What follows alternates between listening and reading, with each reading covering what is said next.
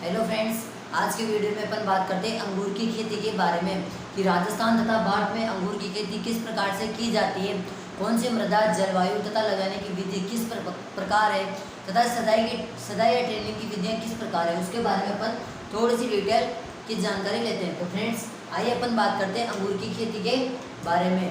तो सबसे पहले अपन इसका डालते हैं वनस्पति नाम। तो अंगूर का वानस्पतिक नाम की बात करें तो अंगूर का वानस्पतिक नाम है वाइटस वेनिफेरा। वाइटस वेनिफेरा।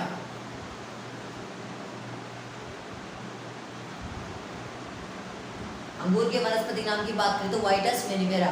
साथ ही साथ अपन इसकी कुल की बात करें तो अंगूर का कुल है वाइटेसी। वाइटेसी अंगूर का कुल है। साथ ही इसके बाद उत्पत्ति स्थान की बात करें,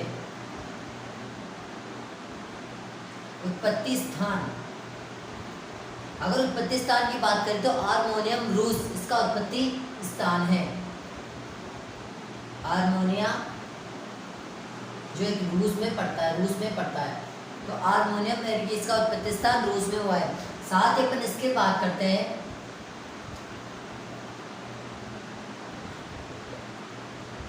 अंगूर के खाए जाने वाले भाग को, अंगूर के खाए जाने वाले भाग को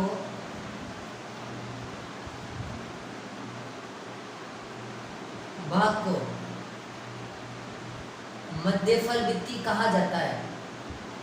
मध्यफल भित्ति या मेसोकार्प, मध्यफल भित्ति या मेसोकार्प कहते हैं। साथ ही साथ अपन बात करते हैं कि अंगूर के फल प्रकार को क्या कहा जाता है। तो अंगूर के फल प्रकार को सरस या बेरी के नाम से जाना जाता है। तो अंगूर का फल प्रकार, तो फ्रेंड्स, अंगूर के फल प्रकार की बात करें तो सरस या बेरी अंगूर का फल प्रकार है। सरस या बेरी।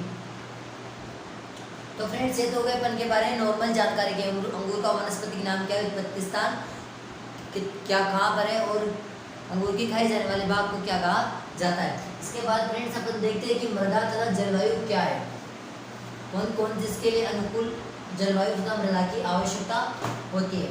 तो अपन सबसे पहले बात करते हैं मृदा की। तो मृदा दोमट या बलुई दोमट मृदा अंगूर की खेती के लिए सर्वश्रेष्ठ रहती है। तो दोमट या बलुई दोमट मृदा, दोमट या बलुई दोमट मृदा अंगूर की खेती के लिए सर्वश्रेष्ठ रहती है। साथ ही अगर अपन बात करते हैं जलवायु की तो अंगूर के लिए सर्वश्रेष्ठ जलवायु उपोष्ण जलवायु सर्वश्रेष्ठ रहती है। उपोष्ण जलवायु। तो फ्रेंड्स, ये हो गया मृदा तथा जलवायु। फ्रेंड्स, इसके बाद एक मोस्ट इंपोर्टेंट जो अगला टॉपिक आता है, ये कई बार एग्जाम में पूछा जाता है। तो अपन बात करते हैं अंगूर के प्रवर्धन की। तो अंगूर का प्रवर्धन किस प्रकार से किया जाता है, ये सबसे मोस्ट टॉपिक है, एग्जाम में कई बार पूछ भी लिया जाता है। तो अपन बात करते हैं अंगूर का प्रवर्धन। तो अंगूर का प्रवर्धन कलम द्वारा किया जाता है। तो कलम द्वारा, अंगूर का प्रवर्धन कलम द्वारा किया जाता है। तब सबसे बेस्ट समय कौन सा है कलम लगाने का। तो सबसे अगर समय की बात करें, कलम लगाने का समय, कलम का समय, तो कलम के समय की बात करें तो जनवरी फरवरी माह में, जनवरी फरवरी माह सबसे उत्तम होता है कलम लगाने के लिए। साथ ही अपन बात करें कि कौन सी तना कमलों का प्रयोग किया जाता है अंगूर के प्रवर्धन के लिए। तो कठोर तना कलमे, कठोर तना कलमे का उपयोग किया जाता है,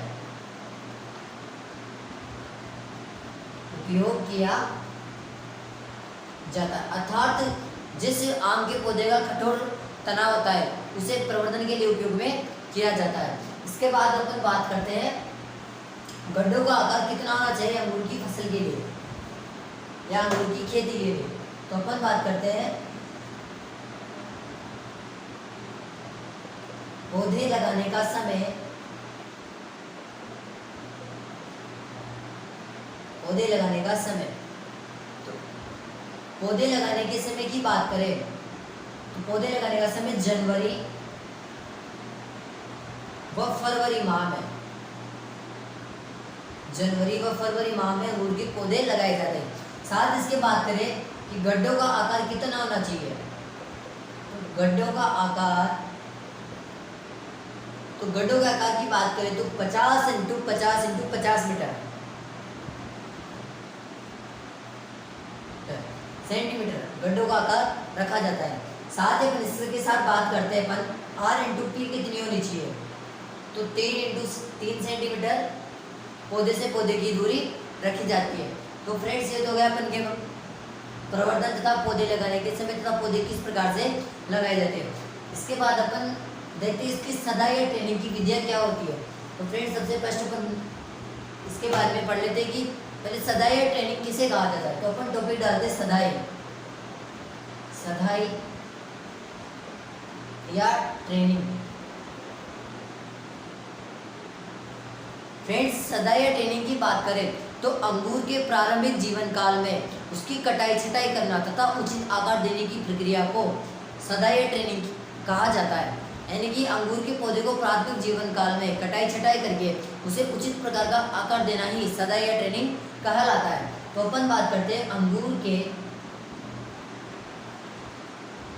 के प्रारंभिक जीवन काल में काट छांट कर उचित आकार देना, सदाई या ट्रेनिंग कहलाता है।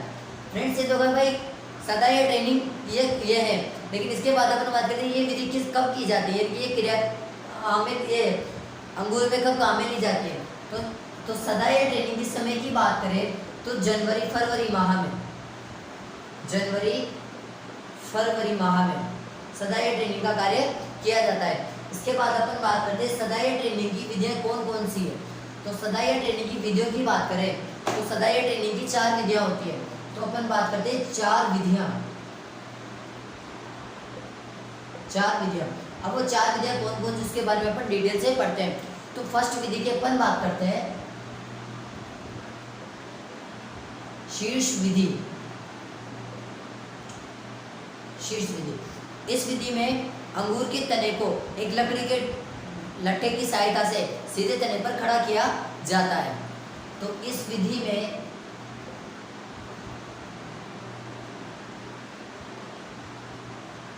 अंगूर के पौधे के तने को लकड़ी की सहायता से खड़ा किया जाता है।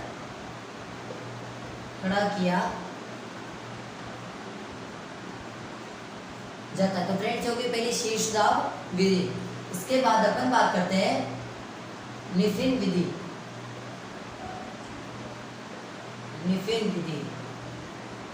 अगर निफिन विधि की बात करें तो इस विधि का आविष्कार विलियम निफिन द्वारा किया गया था।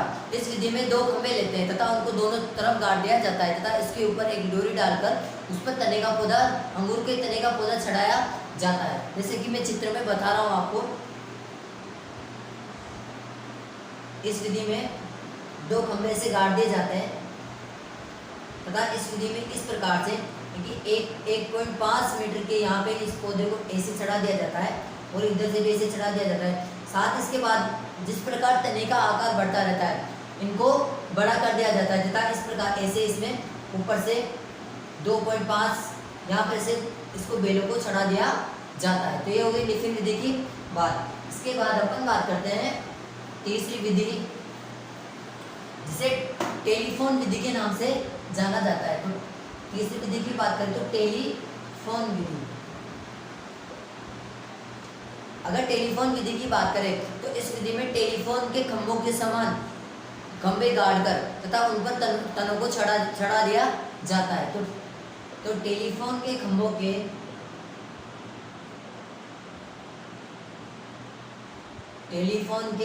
के समान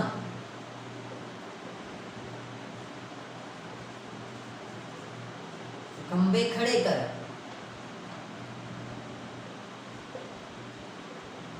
तनों को उनके ऊपर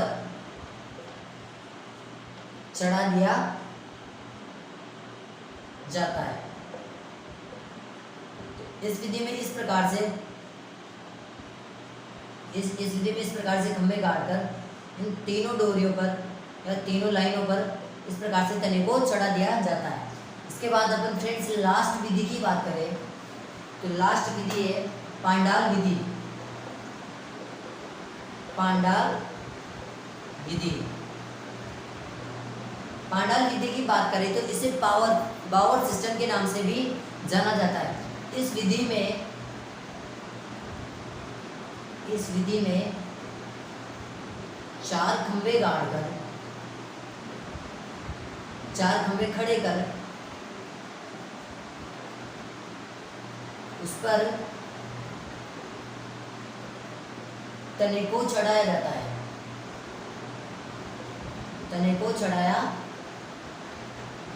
जिस प्रकार मैं आपको चित्र में बताऊंगा। तो फ्रेंड्स इसमें बात करें तो एक खंभा यहाँ पर तथा एक खंभा इस प्रकार से जो चित्र में आपको अच्छे से दिखाई दे रहा है, और एक खंभा यहाँ पर तथा एक खंभा यहाँ पर लगा के इसको ऐसे मिला के पांडाल के जैसा करके उस पर पौधों को चढ़ा या तनों को अंगूर के तनों को चढ़ा दिया जाता है। तो इसे बोलते हैं अपन पांडाल विधि। तो फ्रेंड्स ये यहाँ पर सदाई या ट्रेनिंग की विधि यहीं पे कंप्लीट होती है। तो अपन ने 4 विधियों के बारे में पढ़ा कि सदाई या ट्रेनिंग की 4 विधियाँ कौन कौन सी। पहली विधि की बात करें तो शीर्षदाब विधि, दूसरी विधि की बात करें तो निफिन विधि, तीसरी विधि टेफ्लॉन विधि, टेलीफोन विधि, और चौथी विधि की बात करें तो पांडाल विधि। अब फ्रेंड्स इसके बाद अपन बात करते हैं कुछ टर्मिनोलॉजी या कुछ शब्दावली आती है अंगूर की खेती के बारे में। तो पहली लाइन में अपन लिखते हैं जो ये मोस्ट है, अमरूद के फलों के लगने की प्रक्रिया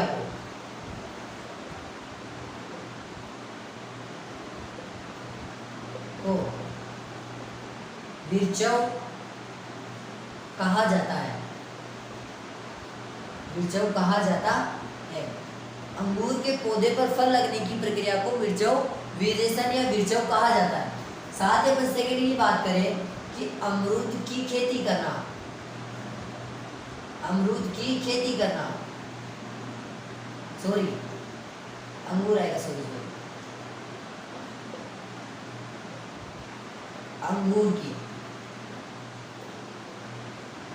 तो फ्रेंड्स अपन यहाँ पर बात है अंगूर की खेती करना। तो अंगूर की खेती करना क्या कहलाता है? विटीकल्चर। अंगूर की खेती करना विटीकल्चर कहलाता है। तो फ्रेंड्स अंगूर की खेती करना क्या कहलाता है? विटीकल्चर कहलाता है। तो फ्रेंड्स ये हो गई मोस्ट अपन जिसकी जानकारी के बारे में, किससे ये इसकी टर्मिनोलॉजी, इसके शब्दावली क्या है। इसके बाद फ्रेंड्स अपन बात करते हैं अंगूर में जो व्याधियाँ होती है उसके बारे में अपन थोड़ी सी जानकारी लेते हैं। तो अपन बात करते हैं व्याधियों के बारे में। भाई अंगूर में कौन कौन सी बीमारियाँ रहती है। तो अपन बात करते हैं अंगूर की व्याधियों की बात करें तो फर्स्ट अंगूर की पहली व्याधि की बात करें तो हेड एंड चिकन डिसऑर्डर। ये रोग है, ये रोग बोरोन पोषक तत्व की कमी के कारण होता है। इसमें अंगूर के पौधे पूर्ण रूप से परिपक्व नहीं हो पाते। तो अपन बात करते हैं head and chicken disorder. Head and chicken disorder इस विधि में इसमें बात करें तो ये बोरोन पोषक तत्व की कमी के कारण होता है। बोरोन पोषक तत्व की कमी से होता है। साथ ही इसके बात करें कि लक्षण क्या होने चाहिए। तो इसके लक्षणों की बात करें तो अंगूर के पौधे पूर्ण रूप से परिपक्व अर्थात आगे से पूर्ण रूप से आकार नहीं ले पाते हैं। तो अंगूर के अंगूर के पौधे खराब हो जाते हैं, या पूर्ण आकार नहीं ले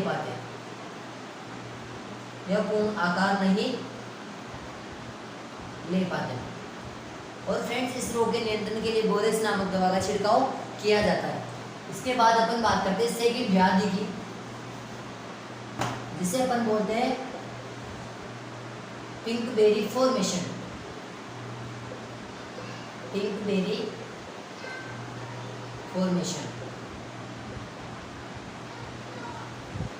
तो इस विधि की बात करें तो ये किस विधि से अधिक तापमान के कारण ये रोग होता है। तो अधिक तापमान के कारण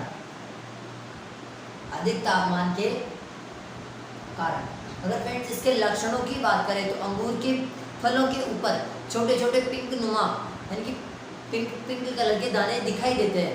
तो ये सेकंड रोग है पिंकबेरी फॉर्मेशन। अब फ्रेंड्स अपन इसके बारे में और आगे बात करते हैं इसकी उन्नतशील किस्में, कि अंगूर की उन्नतशील किस्में कौन कौन सी है। तो अपन बात करते हैं उन्नतशील किस्में।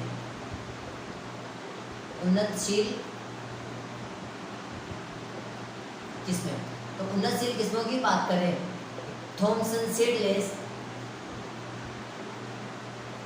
सीडलेस। सेकंड की बात करें तो अनाब एशियाई।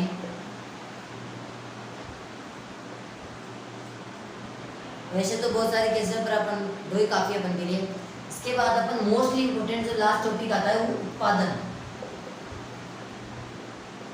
कि अंगूर के एक पौधे से अपन को कितना उत्पादन प्राप्त होता है और कितने फल प्राप्त होते हैं। तो अपन उत्पादन की बात करें तो उत्पादन 10 से 15 किलोग्राम पर पौधे अपन को उत्पादन प्राप्त होता है। तो 10 से 15 किलोग्राम पर पौधे उत्पादन प्राप्त होता है। तो फ्रेंड्स ये अपन के अंगूर के बारे में आज का टॉपिक यही कंप्लीट होता है। फ्रेंड्स नेक्स्ट वीडियो में अपन बात करते हैं अगले अंगूर की फसल के या अगली फसल के बारे में, जो मेरा एक्सपीरियंस मैं आपको बता रहा हूँ। प्लीज़ वीडियो को सब्सक्राइब फॉलो करें तथा लाइक करें। थैंक यू फ्रेंड्स, और आपका साथ रहेगा तो नेक्स्ट वीडियो में अपन और मिलेंगे। अगर मेरे से कोई गलती होती है तो प्लीज़ कमेंट करके ज़रूर बताएं। Thank you friends.